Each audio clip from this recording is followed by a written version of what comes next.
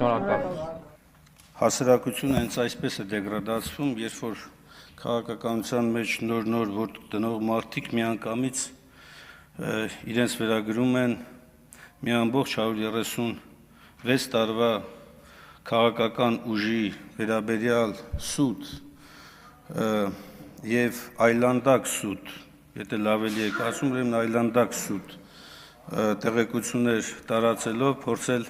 ներկայացնել իրենց վերջին օրերի սրբերի տեսքով, երբ որ հենց իրենց կառավարման ժամանակահատվածում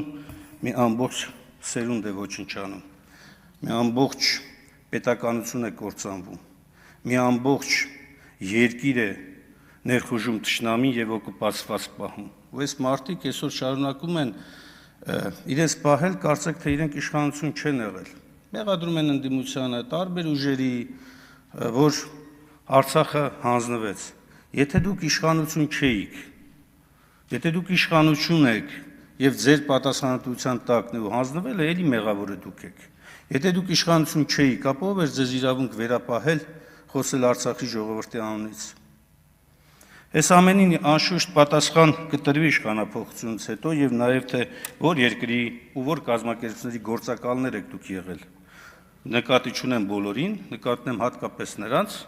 ովքեր հետևողականորեն հայ երիտասարդին, հայ մորը,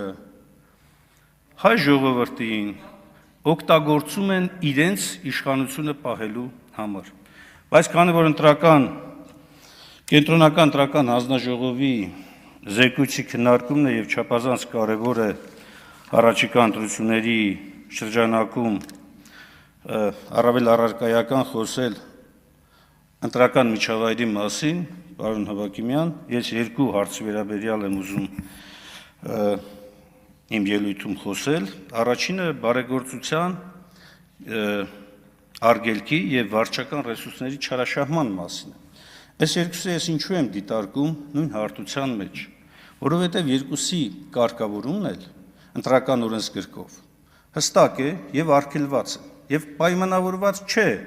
բացառապես մայիսի 8-ով, երբ որ արդեն օրինական քարոզարշավն է սկսվում։ Վարչական ռեսուրսը, ինչպես օրենսգիրքն է ամրագրում, ֆինանսական, նյութական, վարչական լիազորությունների սահմաններում հանրային պաշտոն զբաղեցնող անձի հնարավորությունն է, որ նա պետք է կամ ավելի ճիշտ գործադրում է այս ընթացքում եւ շատ ուղիղ է արգելքը դրված։ Բացարձակ կապ չունի մայիսի 8-ից օրինական քարոզարշավի հետ։ Ամսի 8-ից հետո ընդամենը խոսքը հետեւյալի մասին է, որ բոլոր ռեսուրսները պետք է հավասար հասանելի լինեն, բայց բոլոր դեպքերում արգելվում է դրա չարաշահումը։ Հիմա երբ որ դպրոցի ուսուցչուհին, տնօրենը որևէ կերպ ենթարկվում է ճնշման, այս ընթացքում դա վարչական ռեսուրսի չարաշահում է, ուղղակի չարաշահում է։ Դուք ասում եք չենք արձանագրել, բայց համացանցում այդքան որ տարածվում են, այդ նյութերն ինչի մասին են։ Բայց դա պետք է հետևեիք։ Կամ երբ որ հակակոռուպցիոն կոմիտեն այսքանի ժամանակ է անդադ ասում է, չէ՞ դրա մասին, բարեգործական արգելքը, բարեգործություն իրականացնելու արգելքի մասին եւ այլն։ Հիշում եք, այս ամբիոնից ես բարձրաձայնել եմ այդ մասով, այդ հարցով եւ դիմել էինք սահմանադրական դատարան։ Ու ձեր ձևավորած սահմանադրական դատարանը գիտեք ինչ է պատասխանել։ Մենք կիսում ենք դիմումատուների մտահոգությունը։ Անթույլատրելի է բարեգործական անվան տակ նախընտրական քարոզչություն իրականացնել եւ այլն։ Բայց քանի որ առարկայական գործ չկա, հետեւաբար մենք չենք կարող անդրադառնալ այդ հարցին։ Այդ հիմքով մերժել են դիմումի վարույթ ընդունումը։ Մենք իրենց դիմել ենք, ասում ենք բարձր դատարան, տուր ունես մեկնաբանություն, որ իրավահպատակ վարքագիծ ունեցող քաղաքական ուժերը, մարդիկ այդ մեկնաբանության շրջանակներում գործեն։ Իրենք ասում են, դե քանի որ կոնկրետ գործ չկա, հետեւաբար չեն քննում այդ գործը։ Խնդրեմ կոնկրետ գործերը։ Հիմա է քննելու։ Ոչ, չեն քննելու։ Հակառակը Հակակոռուպցիոն կոմիտեն, քննչական մյուս մարմինը, իրավապահ մարմինները հետևողականորեն ընկած են իշխանությանը քննադատողների, իշխանությանը դատապետողների հետևից եւ փորձում են ամեն կերպ մի բան գտնել։ Տելևիզոր կլինի անունը դրած, չգիտեմ ինչ կլինի անունը դրած, ամեն մի անվանումներ կպցնելով ամեն ինչ կարող են անել։ Սա է իրականությունը։ Սա իրավապահ մարմինների վարքագիծը այս օրերին խայտառակություն է, ուղղակի խայտառակություն։ Երբ որ հսկայական ոստիկանական գվարդիան ուղեկցում է կառավարության ղեկավարին, երբ որ դա վարչական ռեսուրսի չարաշահում չի, պարոն Նովակիմյան, օրենքն ասում է ընդամենը հատուկ պահպանության ենթակա անձանց այն կանոնները, որոնք որ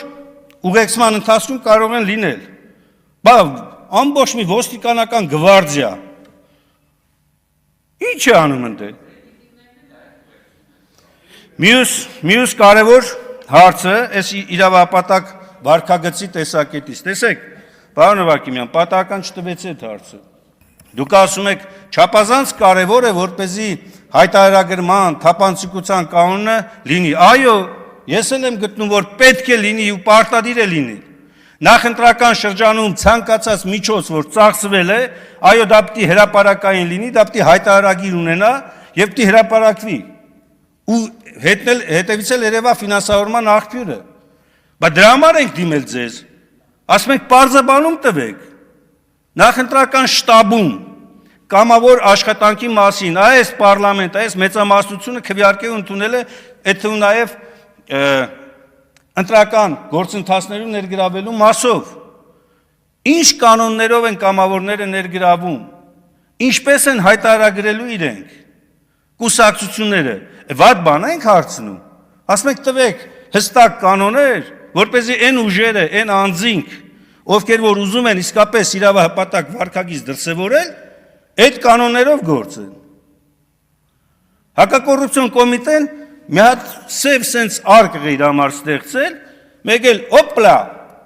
մեկի նկատմամբ ներկայացնում մեղադրանք, եղբայր, հրապարակի, քո կանոնները հրապարակի, որպեսզի մարդիկ անակնկալի չկան, եւ նրանք, ովքեր որ հակաիրավական վարքագիծ դրսևորելու մտադրություն ունեն, հասկանան, որ անխուսափելի է պատասխանատվությունը։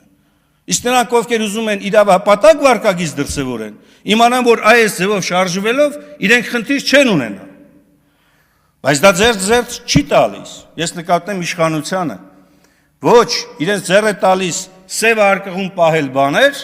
որ ցանկացած ժամանակ անակնկալ մատուցեն։ Մի հատ էլ հմեկի ռեպորտաժներ պատրաստեն։ Այ հարայ հասեք, այստեղ ընտրակաշառքներ են բաժանվում, այստեղ բարեգործություն է կատարվում, այստեղ չգիտեմ ինչ է լինում։ Ամենամեծ ռեսուրս տիրապետողը իշխանությունն է։ Իշխանությունը ինքն իրանից պիտի սկսի։ Եթե իշխանությունը ինքն իր համար սահմանափակում չի դնում, ոչ բարոյական, ոչ քաղաքական, ոչ առավել ևս իրավական տեսակետից չունի այդ իրավունքը պահանջելու դիմացինից։ Իսկ իշխանությունը դնում է այդպիսի պահանջ իր առաջ։ Դուք այսքան ժամանակ տեսել եք, որ իշխանության որևէ ներկայացուցիչ ազատվի աշխատանքից այս ընթացքում ընտրողների նկատմամբ ճնշում գործադրելու։ Այսինքն չի եղել։ Ամոթ է, որովհետև այնքան հայտնի դեպքեր կան, համացանցնել է լծված, գոնե օրինակի համար ելեք ասեք, այ տեսեք այս մեկը սխալ է արել, պատժել ենք։ Ես բերեցի ուսուցչի օրինակը, այն ուսուցչին, որ ազատեցիք աշխատանքից։ Ձեր մասին չեմ խոսում, ով է ազատել աշխատանքից այդ մարդուն, գիտության կրթության նախարարը։ Սերի գործընկերներ, խնդրում եմ։ Լավ, քանի որ դուք շատ եք եւ աղմուկը շատ է անընդհատ, հնարավոր չի լինում բոլորին անդրադառնալ, արձագանքել։ Ուղղակի ժամանակն էլ ավարտվեց, Ես կարծում եմ, երևի խմբակցության ելույթում էլ կանդրադառնամ, ելի մի քանի կարևոր հարցեր կար։ Շնորհակալություն Գառնիկ Դանելյան հաջորդ ելույթի համար։